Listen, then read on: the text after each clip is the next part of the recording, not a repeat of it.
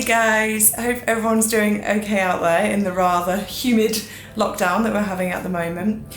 Me and Akira are going to be talking to you today about house training. So this is something that every puppy owner is going to go through.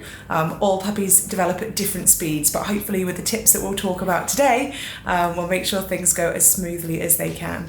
So the good news is that puppies naturally are going to want to toilet away from their living area. So hopefully that gives us a natural head start to house training. To give your puppy the best chance of getting into a good routine with toileting outside, we would suggest letting them out first thing in the morning, last thing at night, and at regular intervals throughout the day.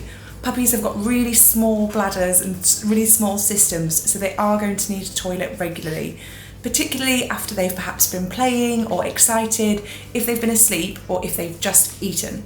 So it's really important when your puppy is inside to keep a close eye on their body language. So for example, circling, sniffing, generally looking restless or visiting areas they might have toileted inside before would all be signs that they need to go soon and that you need to take them outside.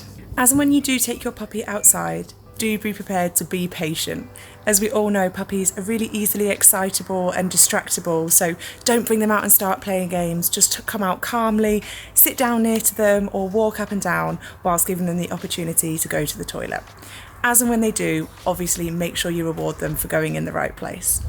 Whilst you're waiting for your puppy to toilet, do try and stay outside with them. And yes, this may mean some spells outside in the rain or when it's cold and when it's dark. But otherwise your puppy's probably just going to get distracted and want to get back to you and not go to the toilet outside. So you don't have to interact with them a lot, just be present with them, keeping an eye on as and when they go to the toilet.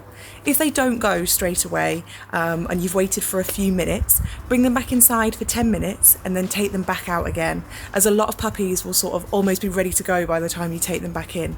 So keep an eye on their body language, those signs that we're going to look out for when they're inside, and if they show any of those, then bring them straight back out.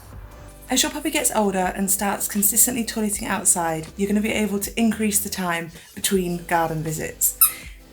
Hopefully, they'll also start to give you signs when they want to go outside, such as sniffing, approaching the door, and so you can let them out when they're going to be doing that. It's really unlikely that at first your puppy's going to be able to hold themselves overnight. So if they're not upstairs with you and you're able to take them out if they do wake up and become restless, then do be prepared that there might be a little bit of mess overnight. If your puppy does toilet inside, it is absolutely vital that you do not punish them. All that's going to do is make your puppy worried about toileting when they're near you, and they might start toileting away from you or when you're not around, and that's a much bigger problem to resolve. So it's really important that you just remain calm, ignore the fact that it's happened, and clean it up effectively. We recommend using a mixture of biological washing powder and water into a solution to clean it up effectively. Make sure that you avoid anything bleach or ammonia based, as that smell is only going to encourage your puppy to toilet in the same place over and over again. Another good tip is to potentially pair a word or words with your puppy toileting outside. So when Akira toilets outside, we just say wee wees. So now when we let her out and we say wee wees, she knows that that's what we want her to do. All puppies develop at different rates, so some are going to be house trained much younger than others and some are going to take a little bit longer.